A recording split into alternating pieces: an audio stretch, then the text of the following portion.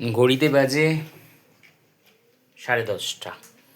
আজকে একটু তাড়াতাড়ি রান্নার প্রিপারেশন, তাড়াতাড়ি মানে অনেক তাড়াতাড়ি রান্নার প্রিপারেশন, বিকজ মনে হলো করে নিই যখন হাতে কাজ কাম নেই, তারই জোগাড় করিয়ে নিয়েছি, ভাইকে দিয়েই করিয়ে নিয়েছি। পেঁয়াজ টিয়াজ কাটাগুলো খুব কষ্টের জিনিস। আচ্ছা, যে জিনিসটা দেখাই, কালকে আমি সন্ধেবেলায় আমাদের এখানে একটা বাজার রয়েছে, চ্যাটার্জিয়ার বাজার বলে, ওখানেতে একজন ভদ্রলোক মাছ বিক্রি করেন, একদম ফ্রেশ মাছ বিক্রি করেন। এবার অনেকেরই মেন্টালিটি যে উনি অনেক দামি মাছ বিক্রি করেন, কিন্তু তার সত্ত্বেও ওর কাছে প্রচুর ভিড় হয়। ওর দেখা দেখি জাস্ট রিসেন্টলি আরেকজন মাছ বিক্রি করছে তার অপোজিট সাইডে, কিন্তু তার কাছে একদমই লোকজন হয় না। এক তো তার ব্যবহার খারাপ, এর থেকেও বেশি দামে মাছ বিক্রি করছে সে। তো এই ভদ্রলোকের যা আমি শুনলাম, ডেটাবেস যা আমার কাছে এলো, এনার বাবাও নাকি এরকম শুধুমাত্র সন্ধেবেলা থেকে রাত্রিবেলায় পর্যন্ত বিক্রি করতো, 12টা 11টা পর্যন্ত বিক্রি করতেন। ইনিও সেটাই করেন, রাত্রির 11টার সময় যাও, 11:30 যাও, কোনো কোনো সময় তো 12টা পর্যন্ত মাছ বিক্রি করে, কিন্তু কোনো সকালবেলা থেকে ওনাকে পাবে না। উনি শুধুমাত্র রাত্রিরেই বিক্রি করে, আর প্রচুর ভিড় হয়। সে, আমি আগে ভাবতাম হয়তো যারা অফিসে কাজ করে তারাই নেয়, কিন্তু না, তার মধ্যে আমি যেমন ইনক্লুডেড আছি। এরকম অনেকেই আছে যে ওনার থেকে শুধুমাত্র ভালো মাছ কেনার জন্য দূর দূর থেকে আসে, আর রীতিমতো লাইন পরে ঠেলাঠেলি পড়ে যায়।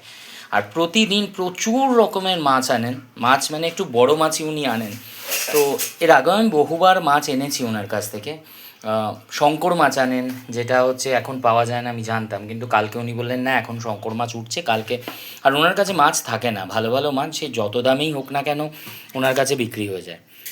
মানে 1 ঘন্টার মধ্যে 2 ঘন্টার মধ্যে মোটামুটি সমস্ত শেষ হয়ে যায়। প্রচুর মাছ তোলেন, মানে বড় বড় মাছ প্রচুর, ভেটকি থেকে আরম্ভ করে যা যা বড় বড় দামি দামি মাছ আছে সেগুলোই তোলে।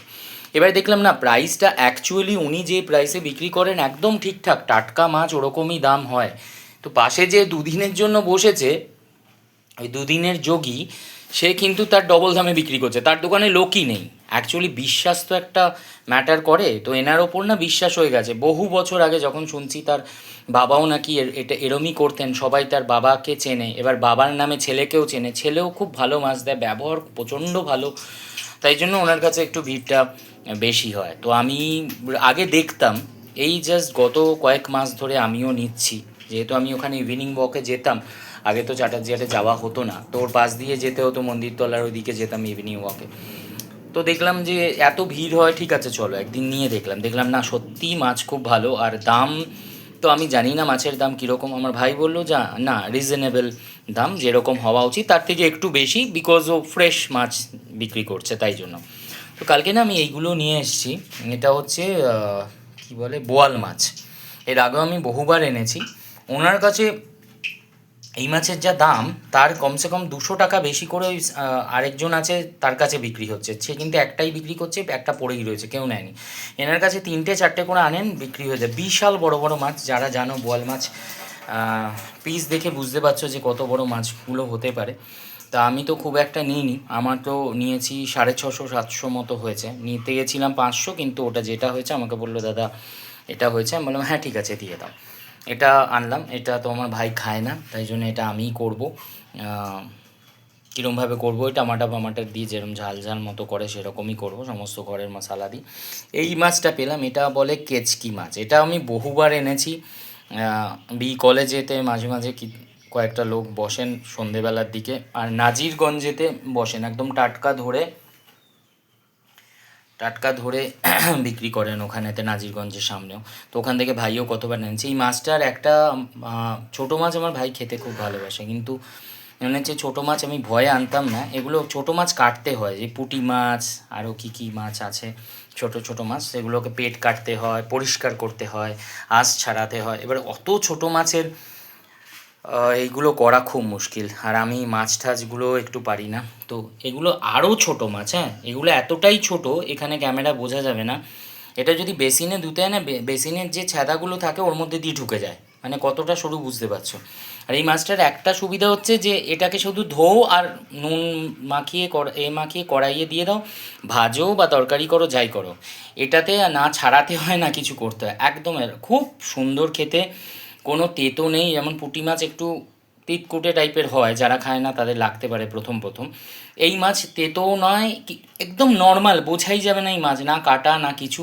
তো ছোট্ট ছোট্ট কি সুন্দর খেতে হয় এটা।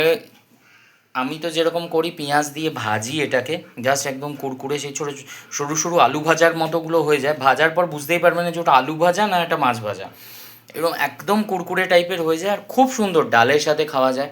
এর সাথে নাকি অনেক তরকারিও করে, বাট আমি সেই ইয়েতে যাইনি। আজকে আমি পুরো পেঁয়াজ লঙ্কা দিয়ে, অন্যদিন এমনি ভাজি, আজকে পেঁয়াজ লঙ্কা দিয়ে একদম এটাকে ভাজবো, ভেজে ভাইকে দেবো। ওর ভালো লাগে বিকজ ও কিছু খাবে না, ওর আজকে একটু বেরোতে দেরি, তাই জন্য ওর জন্য তো কিছু আনতে হবে, তাই জন্য এইটা এনেছি। এবারে করব, দেখি কেমন হয়। বোয়াল মাছ তো আমার খাওয়া, এই মাছটাও খাওয়া।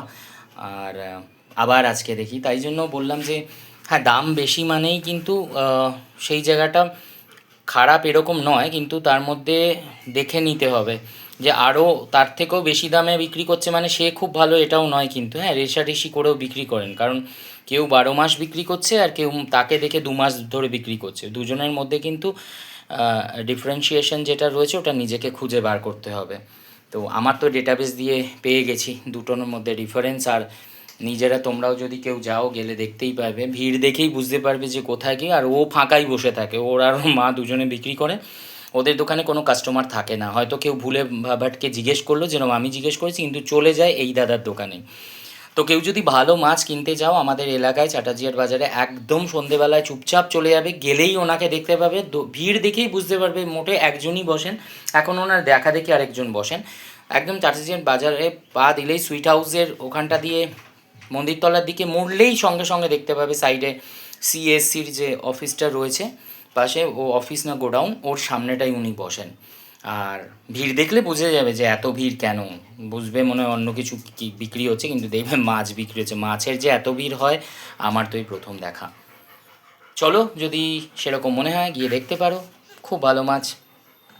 চলো, দেখা হবে পরের ব্লগে, ভালো থেকো, টাটা।